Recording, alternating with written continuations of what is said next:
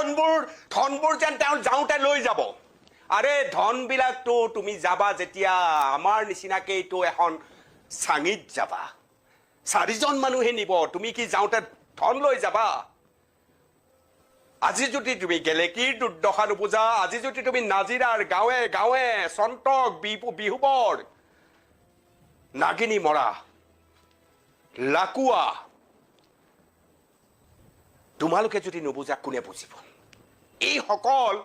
এইসকল আমাৰ আত্মীয় কুটুম্বৰ বাবে তোমালোকৰ যদি বুকুত কোনো ধৰণৰ বিষ অনুভৱ নহয়, জেপৰ পৰা যদি ধন ওলাই নাযায়, কি যাওঁতে লৈ যাবা তোমালোকে? বহুত ৰং আমি ছবি দেখিবলৈ সক্ষম হলো। অসমৰ ডাঙৰ ডাঙৰ ফাঁচী বজাৰ গ্ৰাস কৰি থকা কাৰো মুখত এটকাও অৱদান দিয়া আপুনি নেদেখে। ফাঁচী বজাৰে ক'ব পাৰিব লাগিছিল আজি যিমান চাউল লাগে, দাইল লাগে, চেনি লাগে, আলু লাগে, পিঁয়াজ লাগে, আমি ফাঁচী বজাৰৰ পৰা পঠিয়াম। আপুনি মই আমাৰ বহু অসমীয়া মানুহে নিজাববীয়া প্ৰচেষ্টাৰে ইতিমধ্যে সহায় কৰিছে। কিন্তু এইসকল চুপ এইসকল। আৰু যেতিয়াই চুপ হয় তেতিয়াই অনা অসমীয়া শব্দটো প্ৰয়োগ নকৰোঁ বুলি ভাবিও মানুহে প্ৰয়োগ কৰে। যেতিয়াই অসমীয়াৰ দুৰ্দশা হয় এওঁলোকৰ মাত বন্ধ হৈ যায়। মিয়া মিয়া মিয়া বুলি কৈ থাকোঁতে এতিয়া বদৰুদ্দিন আজমলে উজনি অসমত 2 কোটি টকা দিয়ে। মহবুল হকে USTMে এটা বৃহৎ চিকিৎসাৰ দল লৈ উজনি অসম পায়গে। মিয়া একদম ভয়ানক বস্তু। এয়া হৈছে আমাৰ দৰ্শন। আজি গাঁৱে গাঁৱে মানুহে ক'বলৈ আৰম্ভ কৰিছে, পানী যিমান শুকাবলৈ আৰম্ভ কৰিছে সিমানেই আমাৰ মাজত আৰু বেছি ভয়াৱহ পৰিস্থিতি হৈছে। একাঠো পলস পৰিছে খোদ ঘৰৰ ভিতৰত। গডৰেজত ভৰাই থোৱা কাপোৰত এতিয়া বোকা। গৰু মহ কিমান কৰিছে হিচাপ নাই, পশুধনৰ অৱস্থা নোহোৱা হৈছে। আটাইতকৈ ডাঙৰ কথা মানুহ কিমান মৰিছে এই হিচাপ আমি এতিয়ালৈকে ভালকৈ দিব পৰা নাই। কিমান নিৰুদ্দিষ্ট হৈ আছে আমি নাজানো। ৰাজপথৰ গাড়ী গৈ পথাৰৰ পলসৰ মাজত পৰি থকা পৰিস্থিতি আপুনি মই বহু বছৰ ধৰি বোধকৰো দেখা নাছিলো। ঘৰে ঘৰে কান্দোন, কলৈ যাব আপুনি, কাক উদ্ধাৰ কৰিব? এতিয়াও পানীয়ে বহুত মানুহক আবদ্ধ কৰি ৰাখে। আমাৰ দুৰ্যোগ ব্যৱস্থাপনা বিভাগ বুলি এটা আছিল, তাৰ ফপলা ৰূপো আপোনালোকে দেখিবলৈ সক্ষম হৈছে। 126 জন বিধায়কৰ 2-4 জন বিধায়কৰ বাহিৰে বাকীসকলক আপোনালোকে দেখিছেনে? এই 126 জন বিধায়কে এমাহৰ দৰমহা আমি উজনি অসমৰ এই দুৰ্যোগত আমি আগবঢ়াইছো বুলি কোৱাৰ দম ৰাখিব নোৱাৰে। আৰু সেই দম ৰাখিব নোৱাৰা এইসকল বিধায়কৰ সন্মুখত বদৰুদ্দিন আজমলে 2 কোটি টকা ঘোষণা কৰি উজনিত গৈ দি থৈ আহিলে। কোটি কোটি টকা খৰচ হয় কিহত? ট্ৰেইনিঙৰ নামত। কোটি কোটি টকা খৰচ হয় আমাৰ বিডিঅ'সকলক, অফিচাৰসকলক সাঁতোৰ শিকোৱাৰ নামত। সেই বিষয়াসকল ক'ত গ'ল? এই কোটি কোটি টকা এছডেমাত যিটো খৰচ হয় সাঁতোৰ শিকোৱাৰ নামত, বিডিঅ'ক পঠিয়াই কিবা কুইক ৰেছপন্স টিম আছে প্ৰত্যেক ব্লকে, ৱেৰ ডিড দে গো? তেওঁলোকে ক'ত গ'ল? আমাৰ এই কোটি কোটি টকা কিয় পানীত পৰিলে? মই আপোনাৰ যোগেদি আহ্বান জনাওঁ যে এই টিমটোৰ ওপৰত, এছডেমাৰ ফাংচনিঙৰ ওপৰত, are they really to mitigate the disaster or they are just siphoning out the money in amounting to crores of rupees? এইটোৰ ওপৰত এটা ইনকুৱাৰী হ'ব লাগে। মাননীয় অধ্যক্ষ মহোদয়, শেষ কৰিম। এই দুৰ্যোগৰ সময়ত আজি 9 দিন পাৰ হৈ গ'ল। ইমান দিনে first day, second day, third ডেৰ ভিতৰত গোটেই পাৰ্টি চৰকাৰ জপিয়াই পৰিব লাগিছিলে। অন্তত 10,000 কোটি টকাৰ এটা গ্ৰাণ্ট ঘোষণা কৰিব লাগিছিলে। আমাৰ প্ৰধানমন্ত্ৰী মোদী ডাঙৰীয়া, তেখেতৰ আমাৰ অসমৰ কাৰণে বহুত মৰমত তেখেতৰ অন্তৰটো উথলিয়ে থাকে বুলি শুনা পাওঁ। অমিত শ্বাহ ডাঙৰীয়া, এটাবাৰ তেওঁলোকৰ মুখৰ পৰা মাত এষাৰি নোলালে। মাননীয় অধ্যক্ষ মহোদয়, আৰু হিউমেন বিং, আমি মানুহে মানুহৰ দুখৰ সময়ত যদি থিয় নিদিওঁ, আমি অকল পলিটিক্স কৰিলে হ'ব নেকি? মানুহ আজি এনেকুৱা দুৰ্যোগত আছে। মাননীয় অধ্যক্ষ মহোদয়, মই অনুৰোধ কৰিম কেন্দ্ৰীয় চৰকাৰেই হওক, অসম চৰকাৰে ইমান দিন ঘোষণা কৰিব লাগিছিলে। অন্তত 10,000 কোটি টকা ঘোষণা কৰক, তেওঁলোকে যাতে স্বাভাৱিক জীৱন যাত্ৰা সোনকালে আৰম্ভ কৰিব পাৰে। এতিয়াও বহু কাম বাকী আছে, সাহায্য কৰিছে, কিন্তু প্ৰত্যেকৰ ঘৰত যি বোকা পানী, এইবোৰ ইমিডিয়েট পলকবোৰ আঁতৰাব লাগে। SDRFত বিধান আছে, তেওঁলোকৰ আঁঠুৱাৰ প্ৰয়োজন, চিকিৎসাৰ প্ৰয়োজন, বিভিন্ন মানৱ দৰদী মানুহে কৰি আছে। What we government R doing.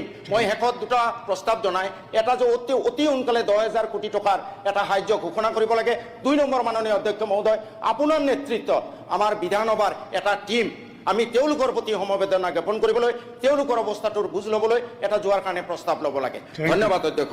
এতিয়া মই মাননীয় সদস্য জাকিৰ হুছেইন সিকদাৰক অসমীয়া প্ৰতিদিন বাতৰি কাকত প্ৰকাশিত মুখ্যমন্ত্ৰী ডক্টৰ শৰ্মাই ক'লে বানত এতিয়ালৈ 64গৰাকীয়ে হেৰুৱালে প্ৰাণ, এই সন্দৰ্ভত দৃষ্টি আকৰ্ষণ কৰিবলৈ আহ্বান জনাইছোঁ। মাননীয় অধ্যক্ষ ডাঙৰীয়া, অসমীয়া প্ৰতিদিন কাকতত যোৱা 27 জুলাই তাৰিখে প্ৰকাশিত মাননীয় মুখ্যমন্ত্ৰী ডক্টৰ শৰ্মাই ক'লে বানত এতিয়ালৈকে 64গৰাকীয়ে হেৰুৱালে প্ৰাণ, এই শীৰ্ষক বাতৰিটো উপস্থাপন কৰাৰ সুবিধা দিয়াৰ বাবে আপোনাক ধন্যবাদ জ্ঞাপন কৰিছোঁ। অধ্যক্ষ ডাঙৰীয়া, ইতিমধ্যে সন্মানীয় দুজন সদস্যই একেটা বিষয়ৰ ওপৰতে নিজৰ কথাখিনি ব্যক্ত কৰিলে। আৰু আজি উজনি অসমৰ জিলাকেইখনৰ যিটো মহাপ্ৰলয়, যিটো প্ৰয়াংকাৰী যিটো বান, মহা দুৰ্যোগ, তাৰ বিষয়ে কেৱল আমি অসমেই নহয়, কেৱল ভাৰতবৰ্ষই নহয়, সমগ্ৰ বিশ্বই দেখা পাইছে, দেখিছে।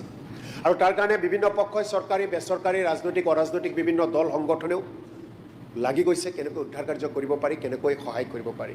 মাননীয় অধ্যক্ষ ডাঙৰীয়া, উজনি অসমত জিলাকেইখনত এনেকুৱা বান 100 বছৰতো দেখা নাছিল বুলি ইতিমধ্যে বিভিন্নজনে কৈছে। আৰু তাৰ যিটো বৰ্ণনা কৰিবলৈ গ'লে মাত্ৰ 3 মিনিট সময় দিছে, 3 ঘণ্টা বৰ্ণনা কৰিলেও শেষ নহ'ব। কিমান ধ্বংসলীলা, কি বিপদত পৰিছে, কিমান মহা বিপদত পৰিছে উজনিৰ মানুহখিনি। এতিয়া আমাৰ দায়িত্ব আৰু কৰ্তব্য আছে, কেন্দ্ৰীয় চৰকাৰৰ দায়িত্ব আৰু কৰ্তব্য আছে, ৰাজ্য চৰকাৰৰ দায়িত্ব কৰ্তব্য আছে, প্ৰতিটো ৰাজনৈতিক দলৰ, অসমৰ প্ৰতিজন সচেতন ব্যক্তিৰ দায়িত্ব আৰু কৰ্তব্য আছে। হৈ গ'ল মহা দুৰ্যোগ। এটা মহা দুৰ্যোগৰ পৰা মানুহখিনিক আমি কেনেকৈ ৰক্ষা কৰিব পাৰোঁ, মহা দুৰ্যোগৰ সময়ত মানুহখিনিক কেনেকৈ আমি সহায়ৰ হাত আগবঢ়াব পাৰোঁ, তাৰ কথাবিলাক আমি পাতিব লাগিব। অধ্যক্ষ ডাঙৰীয়া, অলপ আগতে আপোনাৰ এটা আহ্বানত বিধানসভাৰ সকলো সদস্য একে মুখে স্বীকাৰ কৰিলে দৰমহা দিয়াৰ কথা। আমি সুখী হ'লোঁ অধ্যক্ষ ডাঙৰীয়া আপোনাৰ এই আহ্বানত। বিধায়ক হিচাপে মোৰ দল, মোৰ সমষ্টিৰ প্ৰতিনিধি এটা পঠাইছিলোঁ যোৱাকালি, তিনিওটা জিলাৰ বিভিন্ন প্ৰান্তত গৈ যিমানখিনি পাৰে সামৰ্থ্য অনুযায়ী সহায় কৰিছে। এতিয়া মোৰ কথাটো হ'ল অধ্যক্ষ ডাঙৰীয়া, সেই 3খন জিলাৰ বা 3খন জিলাৰ পৰিৱৰ্তে আৰু কেইখনমান জিলাতো বানপানী হৈছে। যিসমূহ পৰিয়ালে ক্ষতিগ্ৰস্ত হৈছে, প্ৰতিটো পৰিয়াললৈ ধনী দুখীয়া বুলি কোনো কথা নাই, ৰাজ্য চৰকাৰে কেন্দ্ৰীয় চৰকাৰৰ সহযোগত এটা পুঁজি দিব লাগে, এটা পেকেজ ঘোষণা কৰি প্ৰত্যেকটো পৰিয়াললৈ এককালীন সাহায্য আগবঢ়াব লাগে। আৰু এই সাহায্য ইতিমধ্যে কেন্দ্ৰীয় চৰকাৰৰ প্ৰতিনিধি দল অহা দেখা পাইছে, প্ৰতিনিধি দলে ছাৰ্ভে কৰিছে, তেওঁলোকে ৰিপৰ্ট দাখিল কৰিব। ৰিপৰ্ট দাখিল কৰাৰ পিছত কেতিয়া সেই পুঁজি আহিব, কেন্দ্ৰীয় চৰকাৰৰ প্ৰধানমন্ত্ৰী ডাঙৰীয়াৰ পৰা আৰম্ভ কৰি গৃহমন্ত্ৰী ডাঙৰীয়াৰ পৰা আৰম্ভ কৰি কেন্দ্ৰীয় চৰকাৰৰ পৰা যিসকল মন্ত্ৰীসভাত আছে, সেই মন্ত্ৰীসভাৰ কোনো এজন প্ৰতিনিধি অহাটো অসমে বিচাৰে, আমি বিচাৰোঁ। তেওঁলোকে সচক্ষে এবাৰ দেখি যাওক, কাৰণ কথাবিলাক কাগজত যিমানে বৰ্ণনা কৰিব, সচক্ষে যেতিয়ালৈকে প্ৰত্যক্ষ কৰিব নোৱাৰিব, তেতিয়ালৈকে উজনিৰে মহা যি ক্ষতি হৈছে, যিমান ক্ষতি হৈছে, সেই ক্ষতিৰ বিষয়ে কোনো কথাও অন্তৰৰ উপলব্ধি কৰিব নোৱাৰিব। সেইকাৰণে মই অনুৰোধ জনাইছোঁ যে কেন্দ্ৰীয় মন্ত্ৰীসভা, প্ৰধানমন্ত্ৰী, গৃহমন্ত্ৰী আহিলে আমি যথেষ্ট সুখী হ'ম। যদি তেওঁলোকে নাহে, কোনোবা এজন মন্ত্ৰী এই আমাৰ উজনি অসমৰ জিলাকেইখনলৈ পঠিয়াব লাগে। অধ্যক্ষ ডাঙৰীয়া, ইতিমধ্যে ৰাজ্য চৰকাৰে বিভিন্ন কথা ঘোষণা কৰিছে, গতিকে আগতেও কৈছে এইবিলাক লৈ ৰাজনীতি নকৰোঁ। গতিকে আমাৰ কথা হ'ল উজনি অসমৰ যি বান পৰিস্থিতি হৈছে, আমি আগৰ পৰা এই বিধানসভাত মই যেতিয়া বিধায়ক হৈছোঁ, অসমৰ বানপানীৰ সমস্যাক ৰাষ্ট্ৰীয় সমস্যা হিচাপে ঘোষণা কৰাৰ কথা কৈছিলোঁ। গতিকে অসমে আকৌ চিন্তা কৰিব লাগে, মুখ্যমন্ত্ৰী ডাঙৰীয়া আকৌ চিন্তা কৰিব লাগে, অধ্যক্ষ ডাঙৰীয়া আপুনি আকৌ চিন্তা কৰি আমি সকলো বিধানসভা একত্ৰিত হৈ অসমৰ বানপানীক ৰাষ্ট্ৰীয় সমস্যা ঘোষণা কৰাৰ প্ৰস্তাৱ আমি গ্ৰহণ কৰাৰ সিদ্ধান্ত ৰাজ্য চৰকাৰৰ উদ্যোগ ল'ব লাগে। তাৰ কাৰণে আমি অনুৰোধ জনাইছোঁ।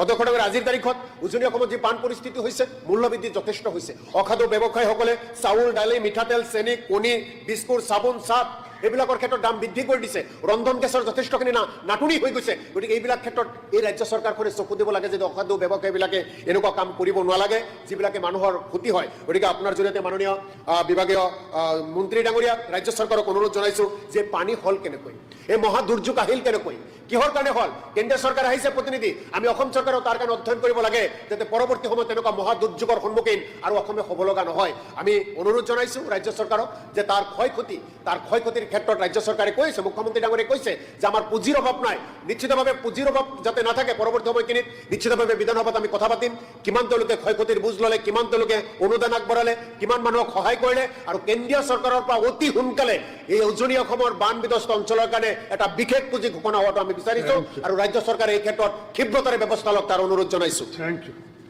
জাননী 3খনৰ বিষয় একেই হোৱা হেতুকে এতিয়া মই মাননীয় ৰাজহুৱা আৰু দুৰ্যোগ ব্যৱস্থাপনা বিভাগৰ মন্ত্ৰী মহোদয়ৰ হৈ সংসদীয় পৰিক্ৰমা বিভাগৰ মন্ত্ৰী পীযুষ হাজৰিকা ডাঙৰীয়াক তেওঁ উত্তৰ দিবলৈ আহ্বান জনাইছোঁ। সন্মানীয় অধ্যক্ষ ডাঙৰীয়া, এই বিষয়ে আমি এদিন ষ্টেটমেণ্ট